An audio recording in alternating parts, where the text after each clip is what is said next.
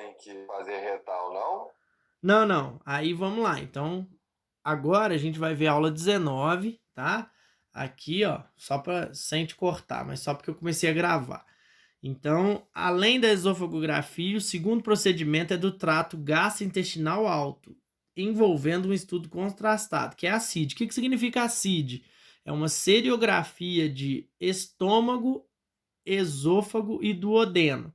Então, ela vai passar um túbulozinho ali, Edon, que joga um líquido lá no duodeno e ela vai fazer uma parte de estômago e duodeno e início do intestino delgado.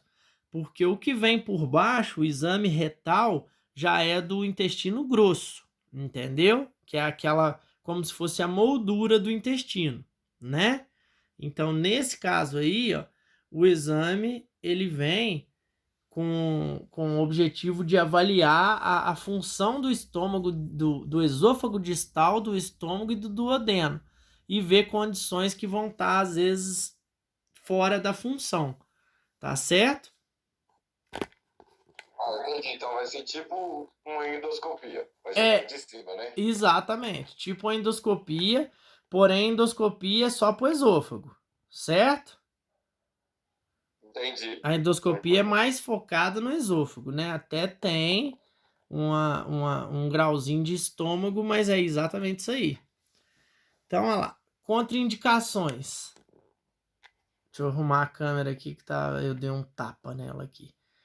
Do trato gastrointestinal alto, se o paciente tem histórico de perfuração, úlcera, laceração, ruptura, víscera ou alergia ao bário, tá? Que é aquela clássico, né, de quando você vai fazer a pessoa tomar algum tipo de contraste, alguma coisa assim. Se eu virar a tela aqui, melhora para vocês, ó. Apesar de aparecer esse cobertor de oncinha, meigo. Melhorou? Não, não tá aparecendo não. Tá não? Então tá beleza. Então, vamos lá. Um contraste solúvel em água, né, por via oral, pode ser iodado, tá? Usado no lugar do sulfato de bário também. Então, mais eu vou focar no bário, que é o mais comum aí. Indicações patológicas. Então, Edon, agora é aquilo que você acabou de falar. Êmese, que é o ato de vomitar. Então, quando a pessoa tem um sangue no vômito, né, tá vomitando sangue, a gente já fala que é hematêmese.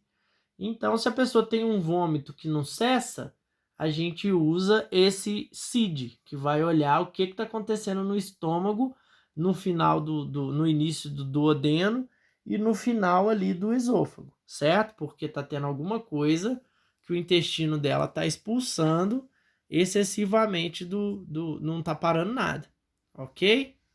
Então, êmese, o ato de vomitar. Segunda coisa que a gente vai usar, a CID, é a gastrite, que é uma inflamação da mucosa do estômago. Ela vai desenvolver em resposta às várias coisas que você está fazendo, tipo você ingeriu coisa muito ácida, muito cítrica, né? Então, esse sintoma vai causar dor e desconforto. E aí, o que eu atento a vocês de novo, que eu sempre falei isso? Úlcera, gente, não é sinônimo de câncer, mas quer dizer que tem alguma coisa agredindo o seu intestino, que está agredindo o seu estômago, ok? Porque o povo sai de exame, eu tô com úlcera, e como se fosse assim, um início de câncer, e ainda não é. O problema da úlcera é que ela tem que ser tratada, porque ela vira uma ferida que não sara mesmo, e aí passa a ser um câncer, tá certo? Então, olha lá, ó. A gastrite crônica é uma doença intermitente que pode ser desencadeada por mudanças na dieta, por estresse ou outros fatores. Então aí você vai passar de uma gastrite crônica para uma úlcera, né, a ferida, e aí você pode evoluir para um câncer de estômago, ok? Tem hora que vocês somem aí, eu não sei se caiu, mas Você tá segurando o celular na mão? esse aqui sim. Tá dançando? É, por isso que parece que tá tonto toda hora, tá mexendo pra um lado. Ah, é porque aí eu vou lá pular a tela. Vou segurar mais firme, tá? E aí A gastrite é visualizada melhor pela seriografia com um duplo contraste de bário, tá? Que vai mostrar mudanças sutis na mucosa. A aparência radiográfica vai incluir o local da lesão, mas não vai ser restrito, porque a parede é fina e vai parecer que a mucosa está meio que suja, meio empoeirada. Então vamos para a imagem aqui. Só que aqui a gente já tem um cansaço, mas pela tela não dá para ver. Essa parte está irritada. Então tá chegando no final ali. Mas você só tá mostrando metade da imagem, Valtinho. Não, aqui tá inteira. Aqui tá aparecendo só Tá, metade. ó, Pra mim também tá aparecendo só a metade. aqui o teclado, ó. Não é possível. Não, pra mim tá certinho aí. Tá É. aparecendo a imagem direitinho. Eu acho que vocês que viraram o trem aí, ó. Ué, eu tinha fixado na tela, só normal, igual eu costumo fazer. Nossa, Deus. Então, olha lá. É aí, vê se vocês corrigem aí, porque pra mim aqui eu tô mostrando o teclado e a tela. Aqui tá direitinho. É, olha lá, um buraquinho lá em cima da Pra mim também tá certinho. a transição do hiato esofágico lá, ó, que vai passar dentro do esôfago lá em cima, com a irritação aqui na mucosa, que dá para falar que é um esôfago de Barré, mas que está evoluindo para gastrite, né? Que já é uma gastrite. Ok? Aí câncer, né? Que é o carcinoma gástrico, que vai virar após uma úlcera que não é tratada, tá? Então,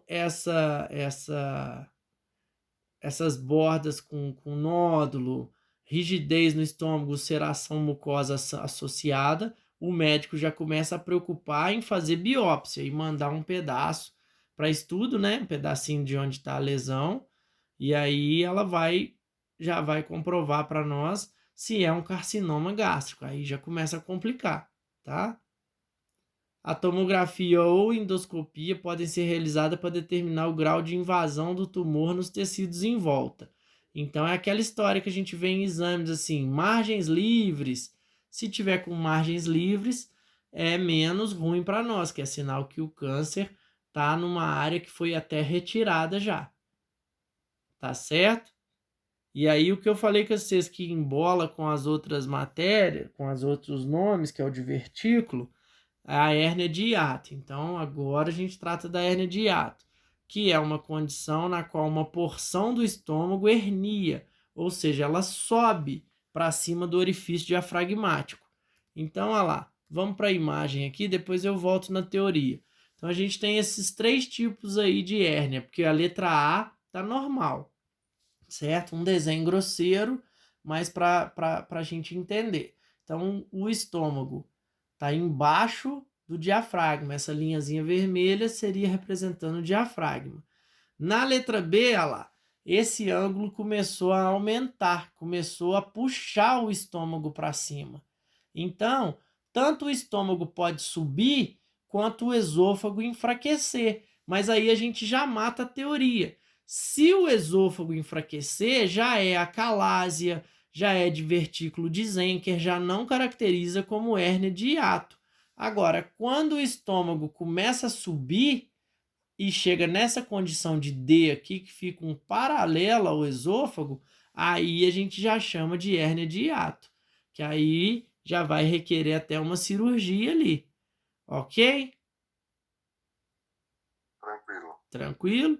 Então eu volto na teoria aqui, porque aí eu prefiro falar de cabeça o que eu acho e vocês agora assimilam o que vocês precisam fixar. Pode ser pequena, mas em casos graves a maior parte do estômago é encontrada no interior da cavidade torácica acima do diafragma, igual a gente viu lá na letra D. A hérnia hiatal pode ser devida a um esôfago congenitamente curto ou a um enfraquecimento do músculo que envolve o orifício diafragmático, permitindo a passagem do estômago pelo esôfago, tá? Essa forma de hérnia hiatal pode ocorrer tanto no paciente adulto quanto no paciente pediátrico. Então, não se esqueçam, quando o esôfago dilata, tem outro nome, vai ser acalásia, vai ser divertículo de Zenker, vai ser outras coisas, tá? Agora, nesse caso aí, é a hérnia de hiato, que o esôfago subiu, ok? Então, gente, detalhes que eu tenho aí que são questões que eu gosto de falar com vocês. O diafragma, ele vem aqui, ó, fazendo esse contorno aqui por cima do estômago. Então, vamos mostrar na tela aqui por onde eu estou gravando. O diafragma vai pegar uma parte superior ao estômago, onde tem o hiato esofágico.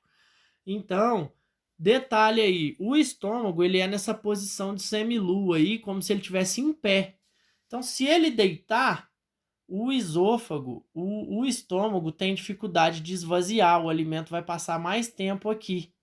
Então, aí eu vou perguntar para vocês assim, quais as interferências que o estômago deitado pode gerar no intestino, na função? A digestão vai ser mais lenta, pode ocorrer o apodrecimento do alimento dentro do estômago, então o alimento começa a realmente passar da hora de cair para o duodeno e ser digerido e absorvido normalmente. Aí eu lembro vocês lá da aula 3 ou 4 de anatomia no primeiro módulo mesmo, de anatomia, não, de fisiopatologia, onde a gente viu que as funções, a digestão da açúcar começa, da glicose, né? Começa na boca, a digestão da carne começa no estômago e a digestão da gordura, né? Das proteínas no estômago e a digestão da gordura começa só no intestino delgado. Então você pensa bem, você comeu um torresmo, uma gordura mais pesada, e seu estômago ainda é numa posição ruim, além dele demorar a passar para começar a ser digerido, ele vai ficar aqui, né, apodrecendo e envelhecendo. Então, sem ser nojento, por que a gente fica rotando aquele torresmo por mais tempo? Porque é uma digestão mais lenta. Ok, gente? Tranquilo, mas aí não tem como fazer nada pra levantar o estômago, não? Tem, aí cirurgicamente ou até manobras. Tem alguns fisioterapeutas, algumas pessoas se especializam em reposicionamento de órgãos abdominais. Porém, não é tão simples assim. Além de ter que ter um trabalho muscular muito forte, as manobras não são 100% eficazes, entendeu? Então, Ah, tá. aí vamos pensar, se você está dilatando esse estômago excessivamente, é uma chance dele mudar de posição. E aí, outro assunto que eu já abordo para vocês, que eu já falei algumas vezes, como que funciona a cirurgia de redução de estômago? Quando ela é radical, que a pessoa tem uma obesidade muito alta, eles ligam direto o esôfago lá no duodeno. Então a pessoa passa a não ter estômago mais. Aí o alimento não tem onde parar. Então a pessoa fica saciada com qualquer coisa. Ela tomou um copo d'água, ela está sentindo vontade de vomitar. Aí vai descendo o nível de obesidade, vai saindo o grau de radicalidade, vamos dizer assim. Então aí começa a cortar um pedaço do estômago ou costurar para anular uma parte só. Só que aí vocês pensem, se a pessoa não tiver juízo e a cabeça dela continuar pedindo para ela comer, ela vai comer e vai dilatar outra parte aí até do próprio esôfago, concordam? E a obesidade às vezes não vai sair ou vai voltar. Então, o trabalho de redução de estômago, ele é um trabalho mental também. Porque além da pessoa não ter reservatório mais para comida, ela tem que não querer comer também. Ok, gente? Mas isso daí também pode causar um monte de coisa, né, Valtinho? Porque, tipo assim, não vai ter o suco gástrico ali pra Exatamente. digerir o alimento. É O uma alimento. cirurgia de risco, né? Não só isso, assim como de difícil adaptação, porque aí você vai ter índice de refluxo muito alto, porque o suco gástrico não tem onde parar ali, então a chance dele ficar irritando o esôfago e vômito e mucosa é maior, entendeu? Entendi. E aquelas pessoas que eu ia te perguntar, que nasce ao contrário, tem muita complicação?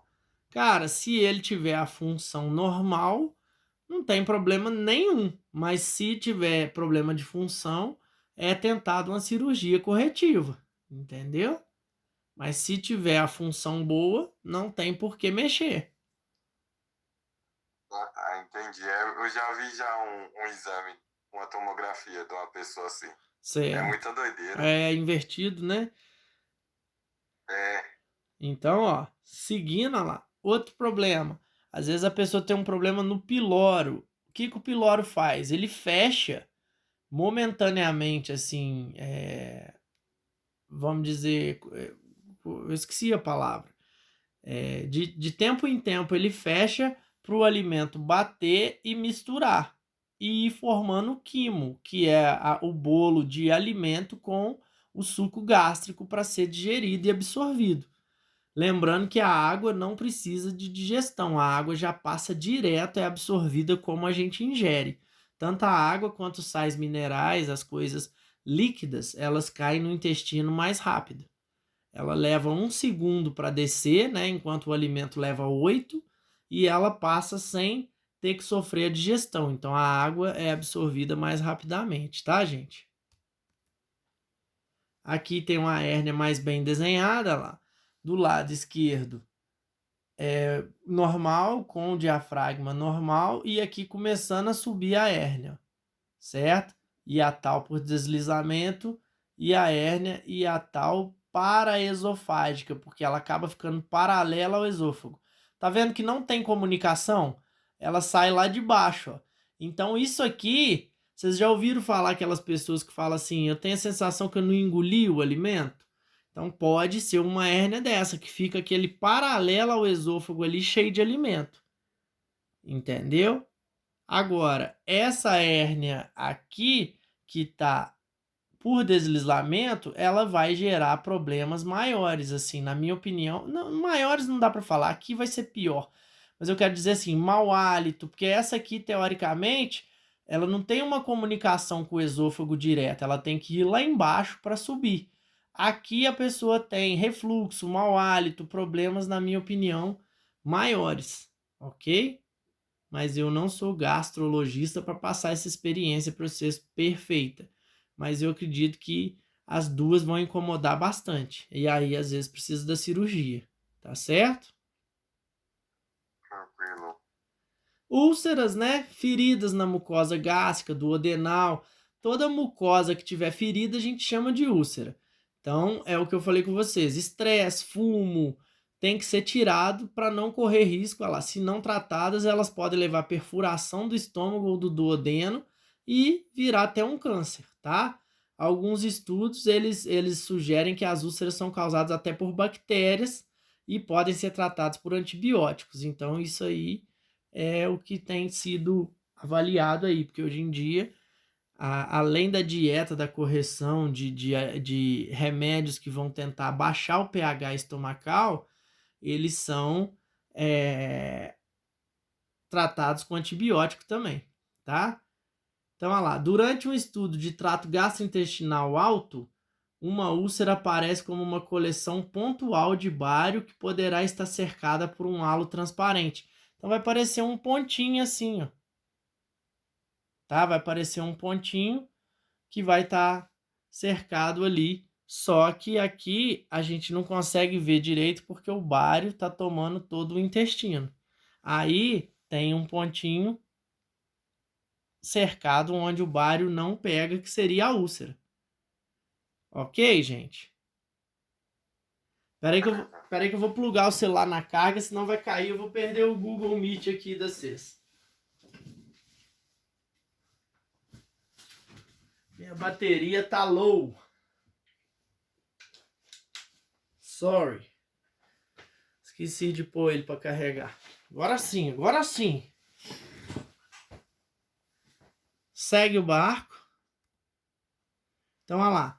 O que vai ocorrendo numa úlcera? Ela vai perfurando a camada e aí vai passando até perfurar o estômago inteiro ou o intestino.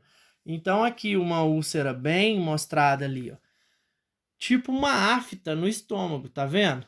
Então, na câmera aqui da filmagem eu não tampei, tá dando para ver. E aí ela começa ferindo a camada superficial e vai penetrando até chegar no músculo e furar. Certo, gente? Certo.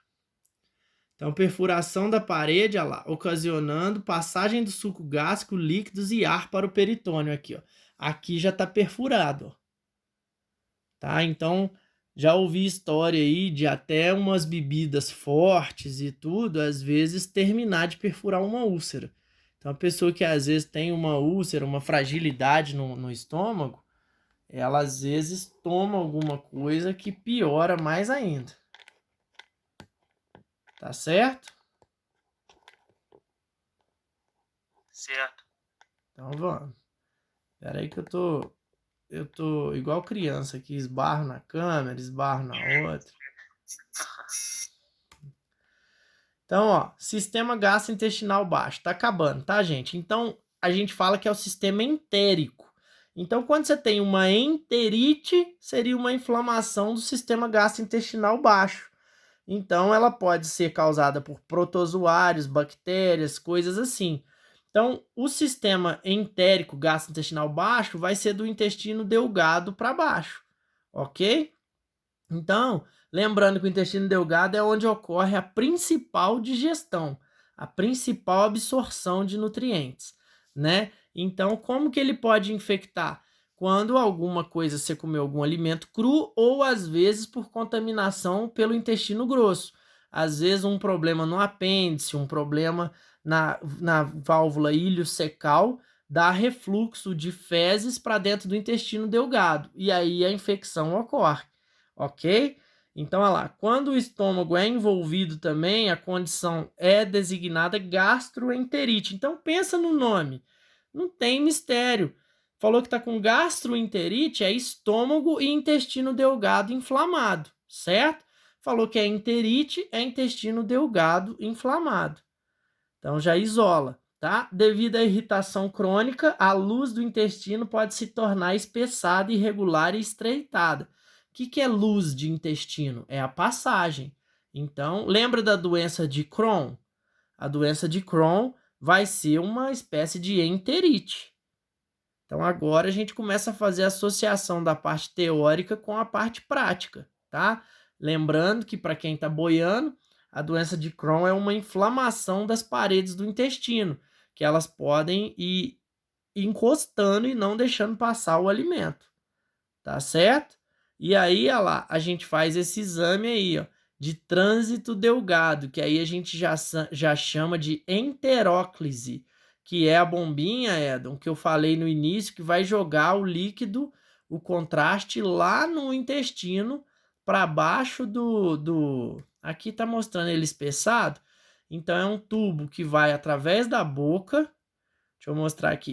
Isso, olha lá. Então, como se fosse uma endoscopia, ele vai injetar o líquido lá na entrada do intestino delgado. Quase aonde está a vesícula biliar ali, o pâncreas, que vocês lembram que está tudo sentadinho ali, ó. Aqui não está aparecendo, tá? Tá só o estômago e o duodeno. Então, quais os 3 exames que a gente aprendeu aí? A esofagografia, a seriografia, que é até no duodeno, e do duodeno para baixo é a enteróclise, que é jogar o contraste no intestino para radiografar ele. Ok, gente? Então, olha lá. Como que é feita aqui a enteróclise? Um tubo é inserido na boca do paciente até chegar no intestino delgado. Pode exigir fluoroscopia, que é aquele raio-x em tempo real, né, para ir olhando a forma correta do tubo, passando, né? Em seguida, o contraste é inserido, né, ou bário ou a metilcelulose, né, no tubo esse tubo vai estar direto lá no intestino. O ritmo de infusão é controlado por uma bomba, a passagem do bário é monitorada e os pacientes podem ficar até 6 horas nesse exame. E aí vai tirando imagens, ok? O paciente fica em várias posições e vai ingerindo vai jogando esse bário e vai fazendo raio-x até achar o problema, tá certo? Vai fazendo imagens, tá? Preparo. Dieta leve, né? Aquela velha história, né? Pelo menos 24 horas antes do exame. Laxante para limpar o intestino, quaisquer partículas que vão poder atrapalhar o raio-x. Não fumar na noite anterior nem no dia do exame. Isso aí são procedimentos básicos que a gente já sabe. Tirar joia, bijuteria, né? Medicamentos anticolinérgicos, narcóticos, medicamentos que podem ter uma reação aí adversa ao exame, ao bário, tá? Então aí a bombinha que a gente viu, jogando lá no duodeno, e aí a gente fecha com a lá, enterite regional. Já falei, ou doença de Crohn ou segmentar. É uma inflamação crônica de causa desconhecida que pode pegar qualquer porção do trato gastrointestinal. Comumente acomete o ilho terminal, com fibrose e espessamento da parede. Por que você supõe que a enterite pega o ilho terminal, que é uma espécie de cicatriz? Gente, isso aqui é uma enterite, o estômago está todo dilatadão ali, o intestino, certo? E aí ele para aqui e aqui tem uma certa atrofia, não está chegando conteúdo aqui nele, ó. Então, é uma solução com bário, né? Foi ingerida pelo paciente e tirado o raio-x. Redução do calibre, estenose da parte final do intestino. Então, gente, por que dessa parte final do intestino às vezes ser muito acometida? Porque ali tem a chance de dar refluxo de bactéria. A gente não tem o apêndice vermiforme, que é um controle bacteriano, que é o início do intestino grosso e o final do intestino delgado. Então ali tem uma válvula que chama ilho secal, que ela é só passagem de ida. Só que às vezes as fezes podem contaminar essa válvula e voltar. Então alguma infecção gerou uma enterite aqui, ó, e o alimento não está passando. Isso aí vai ser cirúrgico e de caráter até de urgência, porque senão a pessoa não vai ter funcionamento ali. Entenderam? Entendi. Giardia. Mas aí tem que cortar aquela parte ali, Sim, será? provavelmente essa parte chega até dependendo do tempo, Edson, da cirurgia, ela chega até a necrosar. Então aí é o famoso tirou um pedaço do intestino. Já ouviu alguém falar isso? Já. Então, isso aí seria por um caso de necrose que pode vir de uma doença de Crohn, entendeu? Entendi. Tá? Tá acabando. Giardíase, que é uma infecção comum que pega a passagem do intestino. Então, eu tô falando passagem, porque luz é a mesma coisa, tá? Causada pelo protozoário flagelado, ciórdio, né? Lômblio, que é a água de alimentos contaminados, né? Ou o contato interpessoal. Então, quando você come uma fruta sem lavar, uma coisa assim, você pode ter uma infecção também do intestino, né? Os sinais e sintomas são uma dor abdominal, diarreia, né, de profusa a moderada, náusea, anorexia, perda de peso. Então, às vezes você tá com uma bactéria lá que tá te fazendo jogar tudo fora e não ter uma digestão. Normalmente envolve duodeno, jejum e está associada a espasmo e irritabilidade com aumento de secreção. O trânsito delgado, a giardíase, provoca dilatação do intestino. Então, esse intestino dilata e vai ficar com o espessamento das pregas circulares. Então, aquela dilatação que quando você vê o intestino sair no raio-x sem contraste, é sinal que tem alguma coisa ali que não era para estar. Tá certo? Então, nem que seja o conteúdo fecal que o cara às vezes não esvaziou, às vezes você quer ver uma coluna, por isso que passa um laxante, porque senão o intestino vai brilhar ali dilatado e vai te atrapalhar a ver a coluna. Ok, gente? Tranquilo.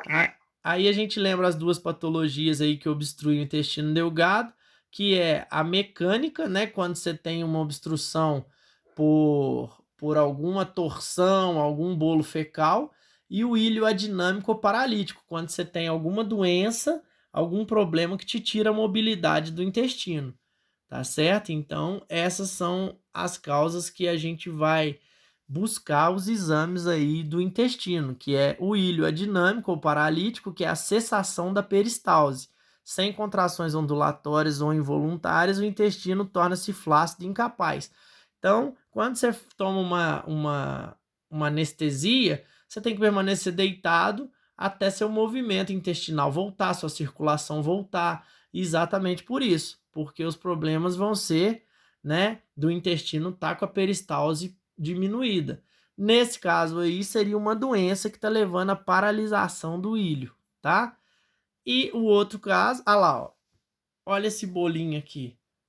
Então a gente sabe, mas aí, Valtinho, é uma doença de Crohn, é um ilho adinâmico, é uma doença mecânica, uma paralisia mecânica do intestino? Não dá para saber.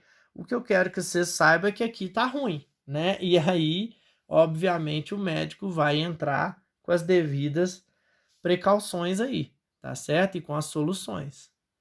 Dá para ver que aquela bolha ali de ar não é normal, concordam? E se você buscar com carinho, você vê o intestino todo dilatado aqui, ó. Tá certo?